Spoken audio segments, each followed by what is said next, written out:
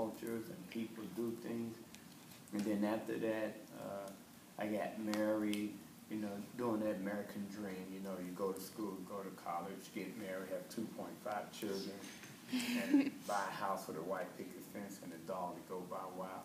After I achieved that, I, I, I went, my marriage didn't last long, so I started traveling around the world, and to my education, my knowledge and experience, I would put a state, a city, or a country on a dartboard and spin that dartboard and throw that dart, wherever that dart went, that's where I went. And then I started looking into my ethnicity on what I was, and I called my aunt who was doing the genealogy tree. She told me that I was mixed with Choctaw Indian, Somali African, Irish, and German. So I didn't go to Germany, and I went to all the other places, and I stayed on a reservation in the Choctaw Nation for about a year and a half. I went to the city where my Irish descent was, and I wasn't accepted well, so then I went to Africa and Somalia, and I found the village but didn't find a direct descendant, and that was in Shangani, Somalia, where I stayed for a while, and that's where I embraced Islam and changed my name. And so when I came back to America, I wound up in Minneapolis, Minnesota, which there was a culture shock, where environmental shock, you know, coming from Africa to a cold place.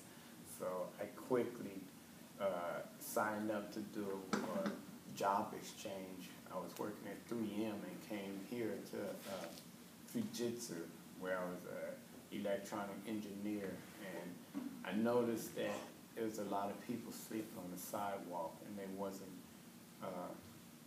being protected from the elements, because it rains an awful lot here, and when it get cold and wet, it's colder, and it's discomfort if you sleep in the street. So I met with 4 other guys and talking and going into the houseless community, and we thought about approaching the city to make encampment sites where people can be safe and sleep and out of the elements, and they can get the proper rest. And so that's when we found Dignity Village. And after lobbying the city and doing things for homeless people, I left Dignity Village to come back into the streets to see how the homeless population was doing, and I was shocked that it was a lot of teenagers and families living in the streets, and I started asking questions why, and some of them would run away, and some of them was like their parents couldn't meet the high standard of rental history, or they were losing their home to foreclosure. And in a houseless community, if you're a family and you go, they don't have enough family shelter, the women got to go to one shelter, the men have to go to another one. Where do that leave that child at? And that child roam the streets because they don't have enough places for children to go. So they was being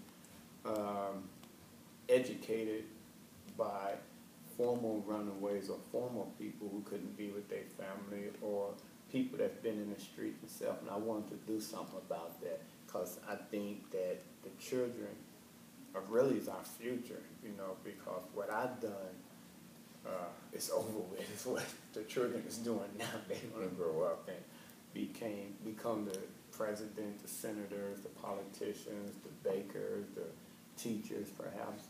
I don't know what people's desire, but they are our future. So I thought within myself, why not speak out against the powers that be in this felony comedy to help keep families together, because I think the family institution is dwindling. And so I met with a group of people, and we started lobbying City Hall, going to different organizations, going to different social service agencies, and talking to them, and they said the funding is not there, and they had to separate things. And a child, like if my son was 12 years old, he couldn't go stay with the mother in the shelter because, you know, then he at that age where he knows body parts, and so then he couldn't come stay with the men in the shelter because it's the men's shelter. So we said we wanted to put something together where it can keep children with their families, where it can keep families together. Not only that, where you can bring your pet, and where we don't discriminate against nobody. If you was like a same-sex couple, we allow that because everybody have a right to survive. So that's when we thought of the name of Right to Survive. And in doing that, doing Right to Survive, we lobby for a plot of land that's now on 4th and Northwest Burnside, and we call it Right to Dream because people that live in the streets constantly get harassed and attacked and move like cattle from one place to another place because they may be sleeping in someone's doorway or blocking the sidewalk. And so either security guards or the police may come move them. So we said, well, if people can't sleep and they being sleep deprived, they can't think right. They can't think right. They can't see how to be functioning and getting productive and getting back in the mainstream of society. So we said, well, they have a right to dream too. You know, they want to dream like they sleep. They want to dream on living in a house. They want to dream on having a family or going to school or getting work. And so you can't do this if you're constantly, your rest is constantly being disturbed. Your main thought on is getting rest. The second thought on is getting some food in your stomach. Then once you get the proper rest and proper food in your stomach, you can think better on what you want to do with your life, how you want to continue, you know, in your life desire. So that's when we coined a name where everybody have a right to dream. So, and that's what I've been doing now is lobbying for the houseless community, trying to keep awareness that because you live on the street doesn't mean you're a failure. It means that something happened where you fell through the cracks of society, and because of that, that don't mean you should be held down. It means you should have a place to regroup and re-educate yourself and get back on your feet and get back into the mainstream of things. And you, Lisa? Do you want to tell us about yourself and the work you do? I do a lot of the same work, but since he's the nominee, Oh, is he the nominee? Okay. Okay.